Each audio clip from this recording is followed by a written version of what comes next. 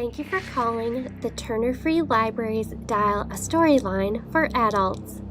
This is an excerpt from The Hitchhiker's Guide to the Galaxy by Douglas Adams. Far out in the uncharted backwaters of the unfashionable end of the western spiral arm of the galaxy lies a small, unregarded yellow sun. Orbiting this at a distance of roughly 98 million miles is an utterly insignificant little blue-green planet whose ape-descended life forms are so amazingly primitive that they still think digital watches are a pretty neat idea. This planet has, or rather had, a problem, which was this.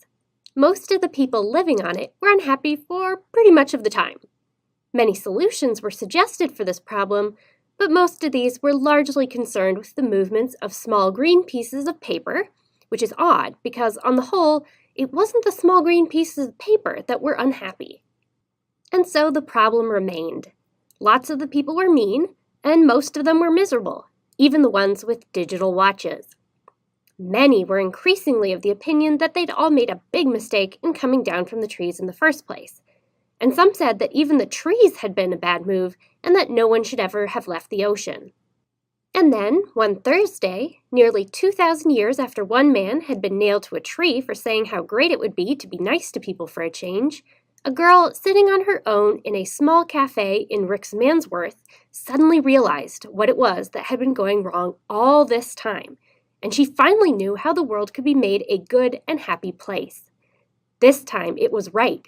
It would work, and no one would have to get nailed to anything.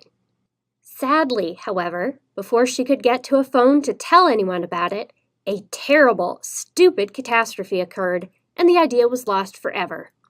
This is not her story. But it is the story of that terrible, stupid catastrophe and some of its consequences. It is also the story of a book called The Hitchhiker's Guide to the Galaxy. Not an Earth book, never published on Earth, and until the terrible catastrophe occurred, never seen or even heard of by any Earthman. Nevertheless, a wholly remarkable book. In fact, it was probably the most remarkable book ever to come out of the great publishing corporations of Ursa Minor, of which no Earthman had ever heard of either. Not only is it a wholly remarkable book, it is also a highly successful one.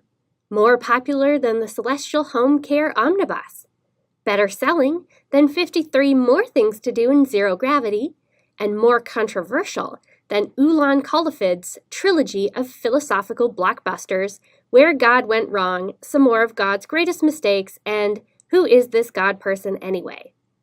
In many of the more relaxed civilizations on the outer eastern rim of the galaxy, The Hitchhiker's Guide has already supplanted the great Encyclopedia Galactica as the standard repository of all knowledge and wisdom.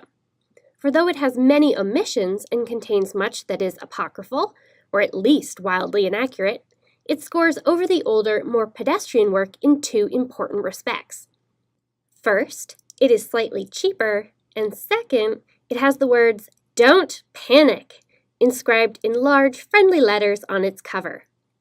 But the story of this terrible, stupid Thursday, the story of its extraordinary consequences, and the story of how these consequences are inextricably intertwined with this remarkable book begins very simply. It begins with a house. That was an excerpt from The Hitchhiker's Guide to the Galaxy by Douglas Adams. For past recordings,